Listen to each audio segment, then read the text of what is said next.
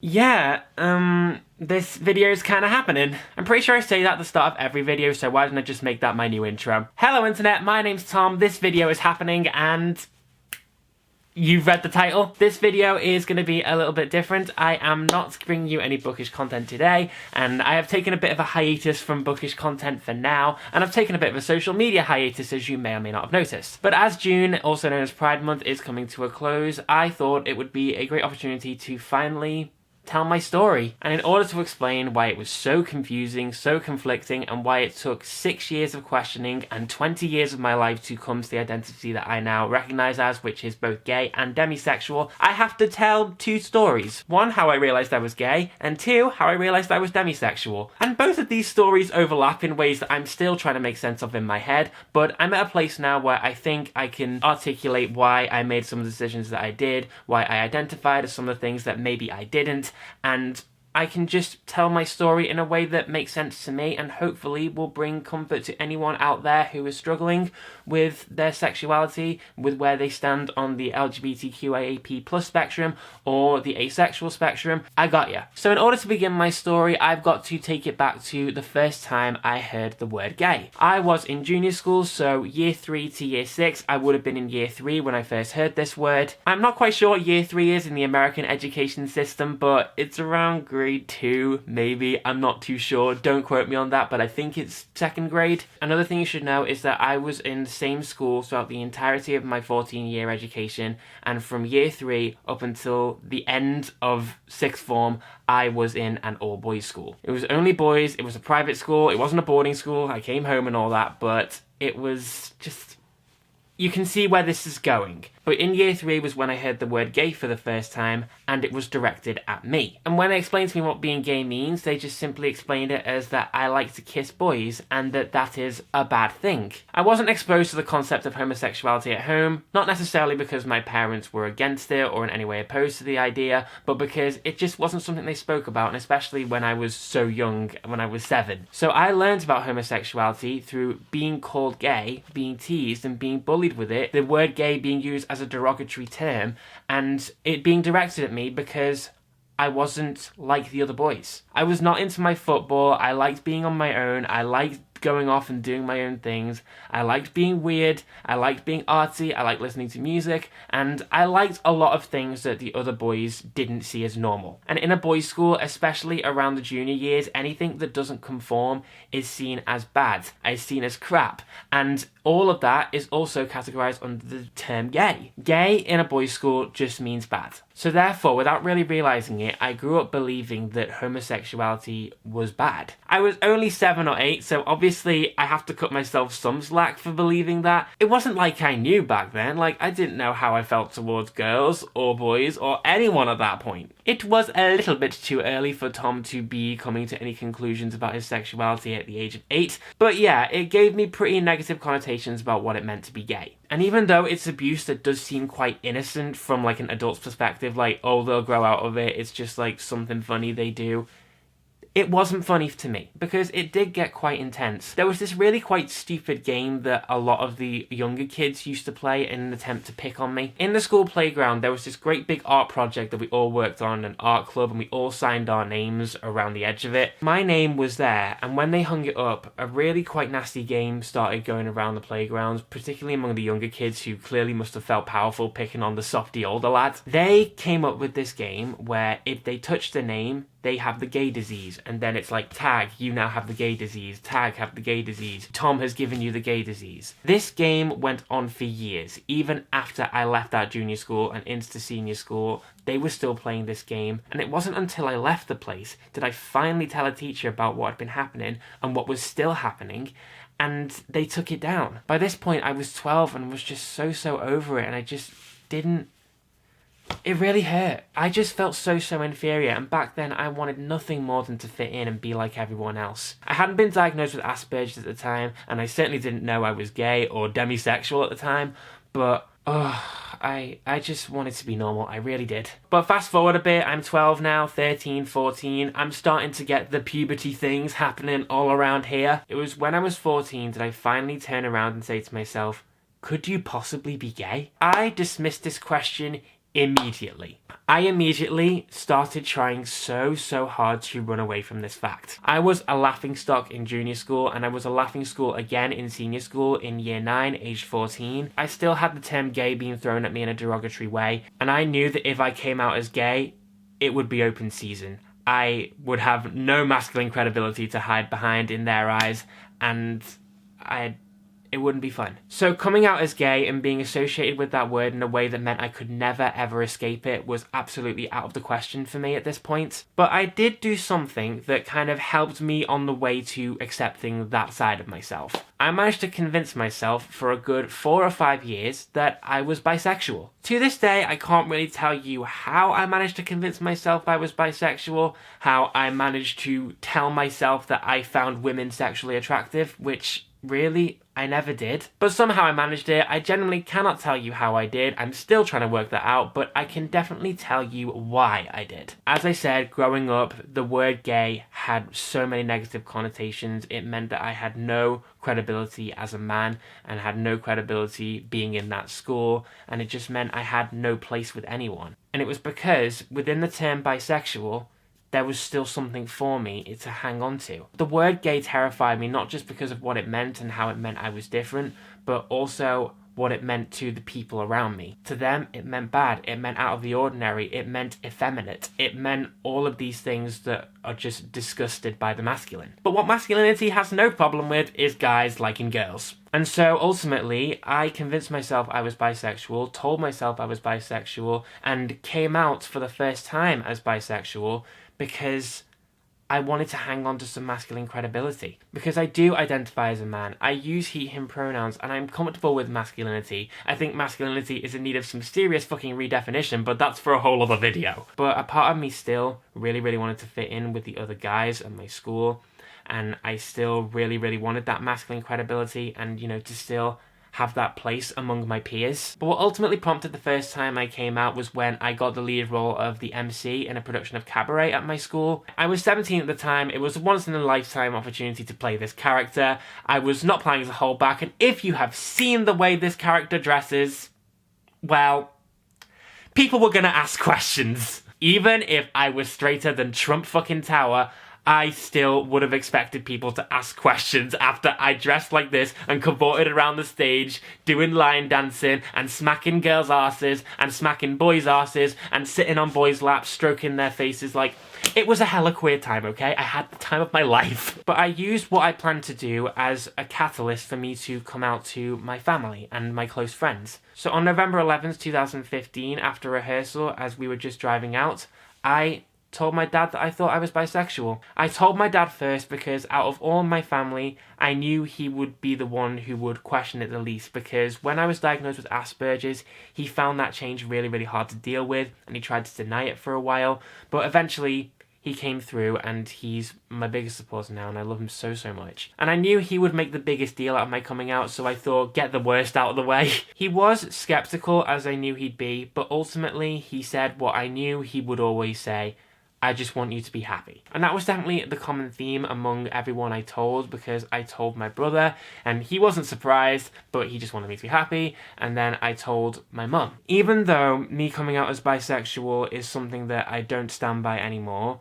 and was, in retrospect, a bit of a lie to myself more than anyone else, I am still very glad that I had that moment where I came out to my mum as not straight. My mum passed away 4 months after I came out, and I still have a lot of regrets about not telling her the full story and her not being able to see me now that I identify as gay and demisexual. I will always have regret about the fact that I lied to myself so much to the point where I never got the chance to tell my mum the full truth about who I am. I have forgiven myself for it. I have forgiven baby Tom for thinking that gay was bad, so therefore he did what he did. And I'm still very glad that I got the chance to come out to my mum. It's just one of those things that I will always have that regret, and I just hope that, if mum is looking down on me, then she'd be proud and she'd accept me either way. She was perfectly okay with me being bisexual. She wasn't surprised, honestly, and I have no reason to believe that if I did come out to her as gay and demisexual, she would not accept me for who I am. I have no reason to believe that. And then I made sure I told close friends and then just let the rest of the news spread out on its own. And then for a while it was good, but then my final year of school was a very stressful year for me. Not only did I lose my mum, I had no idea what I wanted to do with my life. I had absolutely no clue what was going on with my A-levels anymore. My friendship group was falling apart. It was becoming so toxic so quickly, and I just really couldn't handle that. My anxiety was sky high. And then amongst it all, I had deep romantic feelings for a boy for the first time. I'm not going to spend too long talking about this guy because he genuinely is not worth the oxygen, but I was so enamored with this guy, and I got so fixated on him, and it wasn't healthy in retrospect, but like, I couldn't help it. But this relationship is important, and I will come back to it in a sec, so bookmark that. If you can bookmark a video. What the fuck? You can't bookmark a video. But things gradually improved. I got better. I removed myself from the friendship group. I cut that dickhead boy out of my life. And I left school and I got into a drama school but dropped out after 3 days because it was awful. And then I found myself on a gap year. And from there, life just started to take shape. And one of the best things about it was that it meant that I could potentially pursue romantic relationships for the first time with boys. And throughout the majority of 2018, I was in my first ever relationship. Again, complicated to explain, but it was around this time when one of my best friends, who identifies as bisexual, told me that she also identifies as demisexual. And how she defined demisexuality was friends first, an emotional attraction, before a sexual attraction. We were at TGI Fridays in a group meal, and just like that, my whole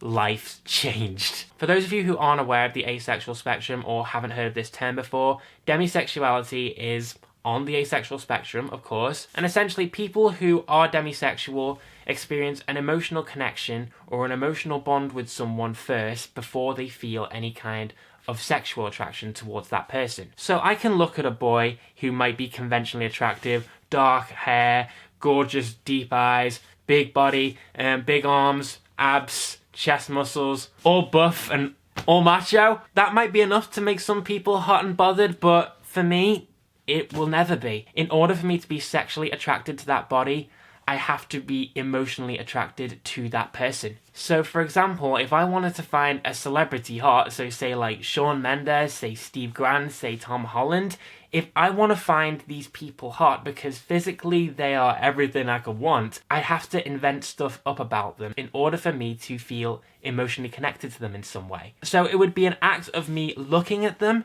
but also inventing this stuff about them that would make me hot and bothered about these photos, even though, like, are they all that though, really? I don't know, demisexuality is a bit weird. I was 19 when I first heard about what demisexuality means, and once I heard the term and realised how much it applied to me and how much it affected my situations with people I've been interested in, then it just made so much sense. Growing up, I've always been drawn emotionally to men. For example, my first crush on a guy was one of my best friends in school. I'm still friends with him now. He knows that he was my first crush in school, and we still laugh about it to this day. But he really cared a great deal about me. He was one of the few people in school who saw that I was different but still remained friends with me anyway, and I was obviously really drawn to that. But I was still very much in the closet at that point, so those feelings were pretty easy to dismiss because I was just that fucking scared about coming out as gay or even bisexual at the time. But as I got older and I came out as bisexual and just started to let go of the fear of coming out as gay, I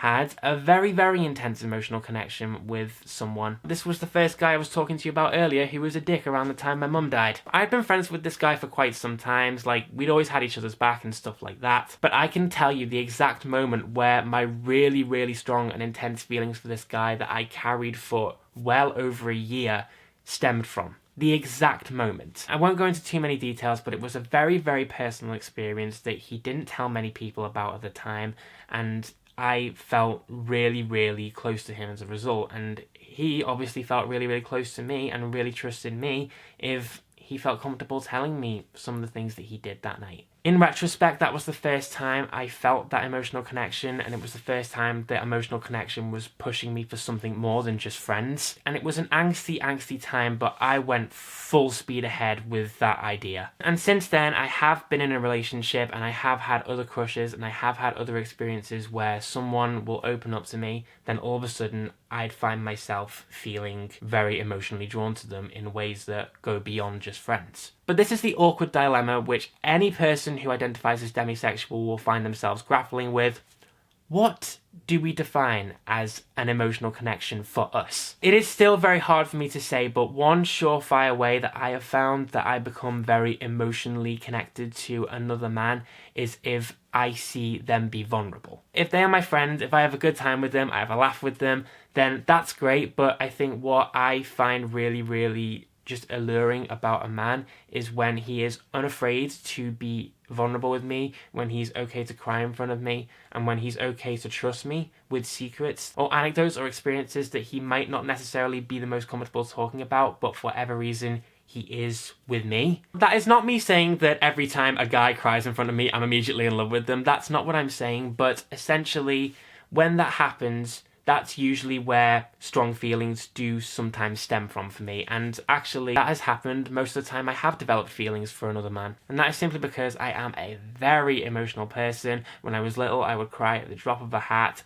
And even though boys would bully me for crying, it still wouldn't stop me. I just had one too many feelings for my own good. And I'm still like that now. I'm very much a heart on my sleeve kind of guy, hence why this video is happening. And I think regardless of whether they're straight or gay, or whether I feel romantically inclined towards them afterwards or not, it is so cathartic to me to be in the room with another man being vulnerable and being open and being honest and not being afraid to cry. To just trust and let their emotions out there in one great big fuck you to the patriarchy. Basically, whenever I see a man crying, it just stirs up empathy from a really deep part of myself, and that is a lot of the time where a lot of emotional connections for me start. I'm still in the process of working it out, and emotional connections are subjective things, but from my own experiences so far that I've had with boys and with my own emotions and other relationships that I've had in my life, finding emotional connections through being vulnerable and being honest and, you know, showing off the not so great parts about ourselves, that is where I know I have a lot of potential to find deep connections like that. Hence why the demisexual then comes out, and then all of a sudden I find that I am very drawn to a person in ways that go beyond more than friends in a lot of cases. And that can be tough. No one really talks about how hard being demisexual sometimes can be. Even though when you get into a relationship, the relationship does tend to be pretty healthy overall, because you're friends first, you know how to communicate, you know how to have a good time, you know how to comfort each other in times of stress. Demisexuals are good at relationships, period. But when romantic relationships don't work out, it can be pretty hard on us, because a lot of the time it's our friends who are our objects of desires. So it can screw up a lot of dynamics, like with other friends,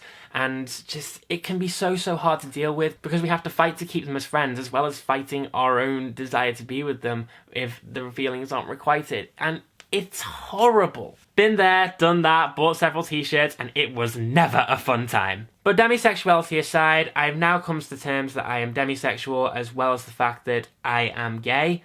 So now they came together. Once I was aware of what demisexuality meant, I kind of had to assess where it stood with me saying that I was bisexual. So I looked at how I emotionally connected with people. With girls, I had emotional connections with them, of course, and I loved girls and I trusted girls and I'd been vulnerable among girls and all of that good stuff. But the feelings never progressed to anything more than I just want to be best friends. With guys, I have a good time with them, I trust them, I open up to them, and eventually love them, and it goes just that little bit beyond friends and all that kind of stuff. Coming to terms with my demisexuality helped me reassess whether the label of bisexual was legitimately what I was, and it helped me see for the first time in a way that was beyond doubt and without any insecurity that the way I saw guys was very different to the way I saw girls. And so in March 2018, a month before I started my booktube channel, I finally told my friends and I told my family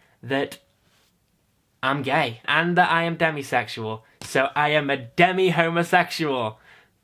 And it has now been 15 months since I last came out as gay, and I still stand by it, and I don't regret it, and I kind of feel like my journey has led me to this point, and I'm happy to be here. It took a long ass time, but I'm at a place now where I'm happy with being gay, and I'm happy with being demisexual, and I'm happy with identifying as asexual, I'm happy identifying as queer. But here is the thing, this is the last point I'm going to make in this video, and also one of the reasons why it's happening. Now that I am in a place where I am comfortable with myself and my sexuality, I am now, for the first time, free of the idea of labels. All those labels that I gave, gay, demisexual, asexual, and queer, they are labels that, by definition, do describe me. And I'm comfortable being called any of those labels, whichever you like, they're fine. And labels do 100% serve a purpose, as they do help other people understand your view of yourself. But it is also because of labels and the connotations that we have on certain words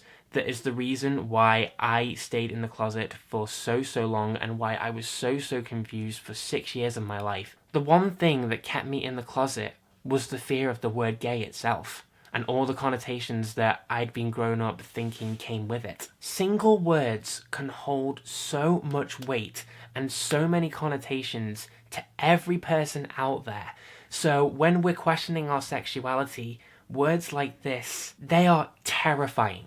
Gay, lesbian, bisexual, trans, intersectional, asexual, pansexual, demisexual, all of these words will come with their own weight of problems, with their own series of questions that will be thrown your way should you choose to identify as any of them. Labels at the end of the day are bridges between helping the collective understand the individual. So it's very much about helping others understand you. But if there's one thing I want you to remember, it's just that you are more than just those words. At the end of the day, these words are only a part of who you are. They are not everything. They are not your whole character. They have nothing to do with those exams. They have nothing to do with that GPA. They have nothing to do with your degree. They have nothing to do with all of the hard work that you do to make your life better. They are just words that other people will use to describe how you love. But at the end of the day, how you love is absolutely no one else's business but your own. If you love someone who's the opposite gender to you, then that's amazing. If you love someone who's the same gender as you, then that's amazing. If you love someone who doesn't identify as any gender, then that's amazing too. Or if you don't identify with any gender, but yet you love someone who does identify with a gender, then that's amazing. If you don't identify with any gender and you love someone else who also doesn't identify with any gender, then that's amazing. There is only so far we can slap words, labels, and stickers and flags on how we love. At the end of the day, no matter how many labels will be thrown your way, or how many negative connotations will be thrown your way because of your labels or how you choose to identify,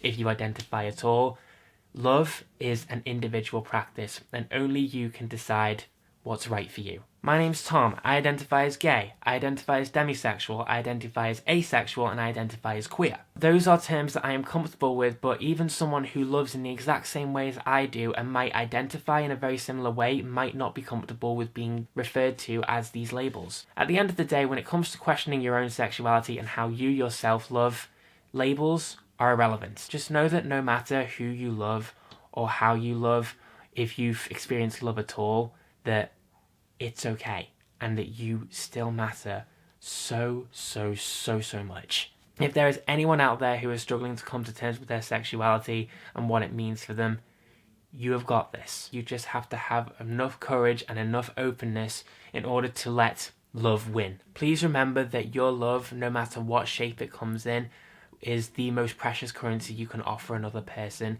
and yourself as well. Always recognize its value. Always recognize that you deserve better when you're being hurt. Always recognize that love is not perfect, and choosing love will mean that you will run into some pretty hard hurdles along the way. But remember as well, it is always worth it, and choosing love over bitterness and regret and resentment and hate will always lead to a path where you will be free of regret. And as it is a TJ Reads the Stars video, and I am an aesthetic hoe, I'm going to finish by talking about stars for a second. There are so many reasons why I love the stars so much, and why their very existence just resonates so completely with my soul. But if there is one word which comes to mind when someone asks me what the stars mean to me, The word is individuality. My phone case says we look up at the same stars and see such different things. Like in The Lion King when Timon, Pumbaa and Simba are all lying out under the stars. Timon thinks that the stars are fireflies stuck up in the net.